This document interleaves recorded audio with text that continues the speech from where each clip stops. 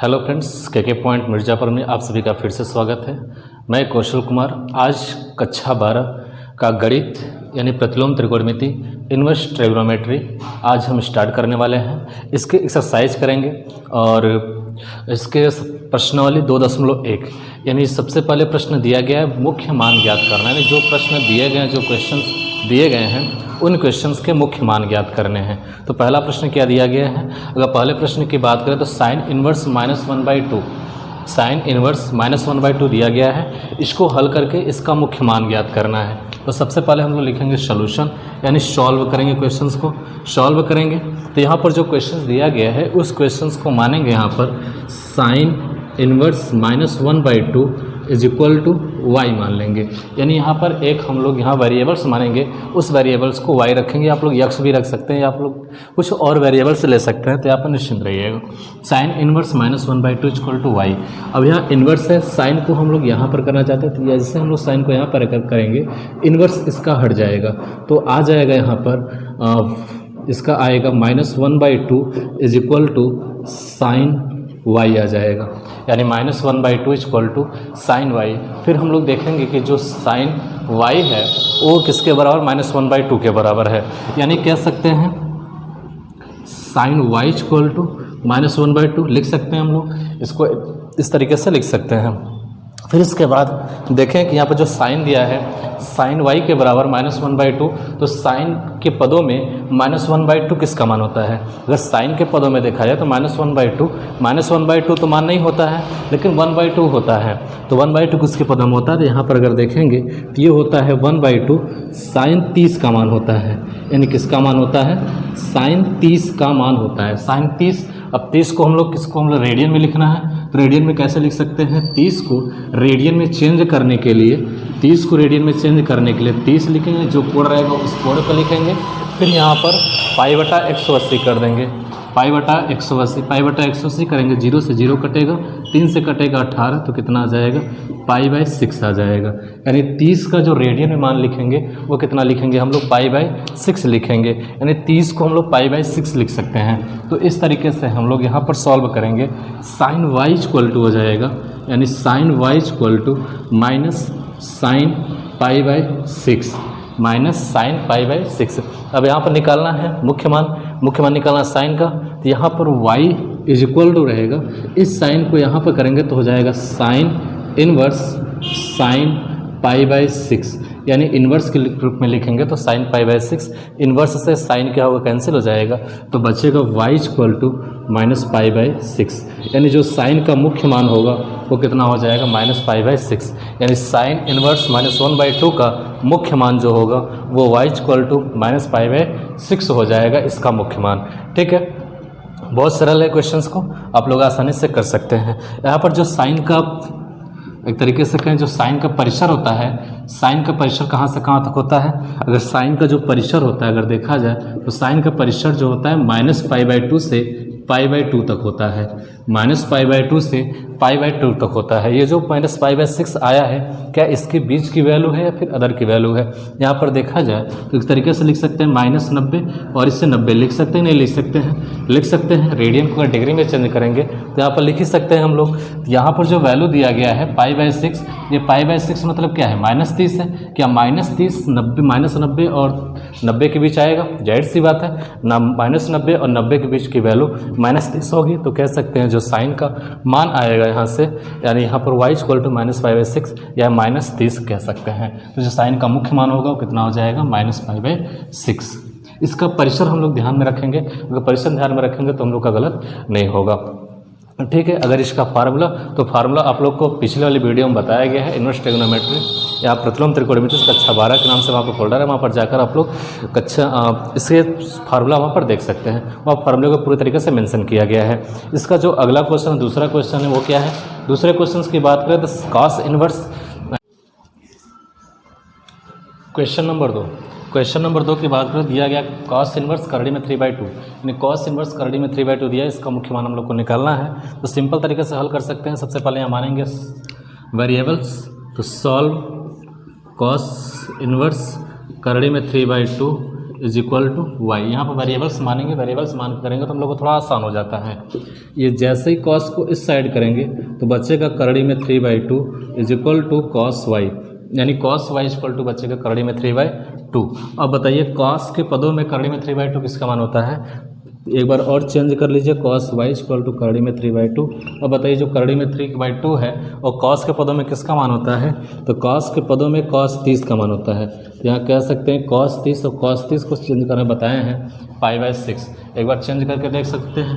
Theta equal to कितना दिया गया 30 और 30 को 180 π/180, तो 180 0 से 0 कैंसिल होगा, 3 से का हो जाएगा 18, तो हो जाएगा π/6। यानी कह सकते हैं थीटा इक्वल जो एंगल बनेगा π/6 बनेगा। ठीक है, अब इसके लिए अगर हम बात करें तो क्या हो जाएगा? y इक्वल टू हो जाएगा कॉस इनवर्स यानी कॉस π/6। तो कॉस इनवर्स से कॉस हटेगा तो y इक्वल टू हो जाएगा π/6, यानी जो इसका मुख्य मान आएगा वो कितना आ जाएगा π/6। और इसका जो परिसर होता है कॉस के लिए, तो कॉस का जो परिसर होता है कॉस का जो परिसर होता है, रेंज इसका होता है 0 से पाई। 0 से कितना होता है पाई, यानी 0 से पाई तक के बीच की वैल्यू π/6, यानी π/6 से 0 से π/6 0 से पाई तक के बीच की वैल्यू। तो कह सकते हैं क्वेश्चन हम लोग का एकदम राइट है। अगला क्वेश्चन दिया गया है तीसरा नंबर। अगर तीसरे नंबर की बात करें दिया गया है कॉसेक इनवर्स,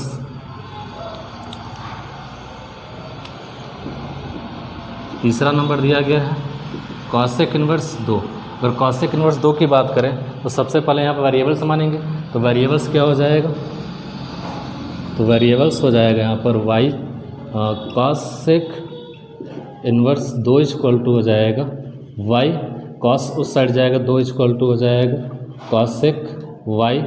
ठीक है, कॉसेक y हो जाएगा। फिर कॉस y किस तरफ करेंगे? कॉसेक y को इस तरफ करेंगे, तो कॉसेक y को जैसे इस तरफ करेंगे तो हो जाएगा यहाँ पर 2। अब बताइए कॉसेक के पदों में 2 किसका मान होता है? तो कॉसेक 30 का मान होता है। तो कह सकते हैं कॉसेक y इक्वल टू हो जाएगा कॉसेक 30, और कॉसेक 30 को उन्हें बताया π/6। ठीक है, तो ये हो जाएगा आप लोग का y इक्वल टू कॉसेक को इस साइड करेंगे तो कॉसेक क्या हो जाएगा इन्वर्स, और एक कॉसेक हो जाएगा 2। कॉसेक इन्वर्स से कॉस हटेगा तो आ जाएगा कितना, सॉरी ये π/6, यहाँ पर π/6 था, π/6। ठीक है, तो वह कॉसेक कटेगा तो आ जाएगा π/6, यानी जो इसका मुख्य मान होगा वो कितना होगा π/6 होगा। इसके बाद जो क्वेश्चन दिया गया तीसरा नंबर, चौथा नंबर जो क्वेश्चन दिया गया है tan इनवर्स, चौथा नंबर का जो क्वेश्चन है वो दिया गया tan इनवर्स। चौथा नंबर जो क्वेश्चन है वो दिया गया है tan इनवर्स माइनस करड़ी में 3।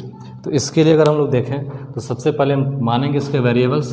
तो tan inverse equal √3 is equal to y. तो y tan को इस साइड करेंगे तो -3 इक्वल टू कितना हो जाएगा tan y।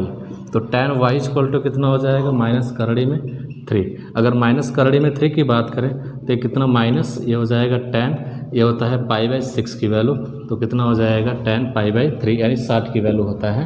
तो y इक्वल टू इसका जो मुख्य मान आएगा वो कितना हो जाएगा y equal to tan inverse, minus को बाहर कर दीजिए, tan इनवर्स tan π/3, तो यहाँ से हटेगा तो y इक्वल टू -π/3, जो इसका मुख्य मान होगा वो कितना हो जाएगा -π/3, यानी जो इसका जो परिसर होता है tan का जो परिसर होता है वो कितना होता है r इक्वल टू -π/2 से लेकर π/2 तक होता है। ठीक है, इसका रेंज होता है। पांचवें क्वेश्चन की बात करें तो पांचवा क्वेश्चन जो दिया गया है आप लोग का, पांचवा क्वेश्चन दिया गया है कॉस इनवर्स -1/2।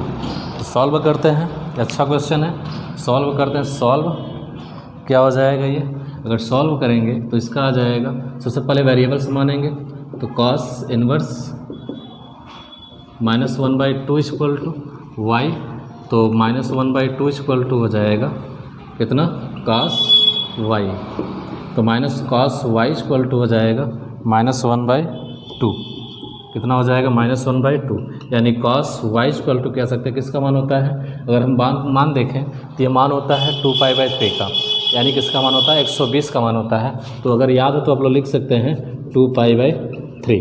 तो y इक्वल टू हो जाएगा, y इक्वल टू होगा कॉस इनवर्स कॉस 2π/3। तो इसका कॉस से कॉस हटेगा तो y इक्वल टू आ जाएगा 2π/3। तो इसका जो मुख्य मान होगा वो कितना हो जाएगा 2π/3, यानी कॉस इनवर्स -1/2 का मुख्य मान वो हो जाएगा 2π/3। ठीक है। इसका छठवां नंबर क्वेश्चंस क्या है, अगर छठवें नंबर क्वेश्चंस की हम लोग बात करें तो छठवां नंबर क्वेश्चंस दिया गया है 6 नंबर क्वेश्चंस। तो 6 नंबर क्वेश्चंस आप लोग के दिए गए हैं tan इनवर्स -1। अगर 6 नंबर की बात करें तो दिया गया है tan इनवर्स -1। तो सॉल्व करेंगे, इसको सबसे पहले मानेंगे यहाँ पर solve tan inverse -1 equal to y, मान के करेंगे वेरिएबल्स। तो tan इस साइड हो जाएगा तो -1 इक्वल टू इस साइड होने पर इन्वर्स भी क्या होता है हट जाता है, तो हो जाएगा tan y हो जाएगा। और tan y जो है किसके -1 के बराबर है, तो जो -1 होता है किसके मान होता है, तो y इक्वल टू हो जाएगा -tan π/4, क्योंकि इसका जो परिसर होता है वो परिसर -1/π/2 से π/2 तक होता है, इसी बीच की वैल्यू लेना है। इसलिए यहाँ पर हम 3π/4 नहीं रखेंगे, इसका 135 भी होता है, तो tan 135 का मान -1 होता है, तो यहाँ पर tan 135 रख के हम लोग कर सकते थे, लेकिन वहाँ पर जो tan का जो परिसर होता है वो परिसर यहाँ पर हम लोग का -π/2 से π/2 होता है, इसलिए यहाँ पर हम लोग 3π/4 नहीं रखेंगे, यहाँ पर वैल्यू रखेंगे π/4। तो यहाँ पर हो जाएगा y equal to tan inverse -tan π/, कितना हो जाएगा 4, माइनस को बाहर कर लेंगे तो यहाँ से हो जाएगा आप लोग का y equal to -tan inverse tan π/4। y equal to हो जाएगा यहाँ से tan से tan कटेगा तो माइनस हो जाएगा π/4। जो इसका मुख्य मान आएगा वो कितना हो जाएगा -π/4, यानी कह सकते हैं जो tan इनवर्स -1 का मुख्य मान होगा y इक्वल टू -π/4 हो जाएगा। इसका जो 7वां क्वेश्चन है, 7वां क्वेश्चन क्या दिया गया है, 7वें क्वेश्चन की बात करें दिया गया सेक इनवर्स 2π/3 दिया गया है, सेक इनवर्स 2π/3, सेक इनवर्स 2π/3 दिया गया है। अगर हम 7वें क्वेश्चन की बात करते हैं तो दिया गया है सेक इनवर्स 2π/3 दिया गया है।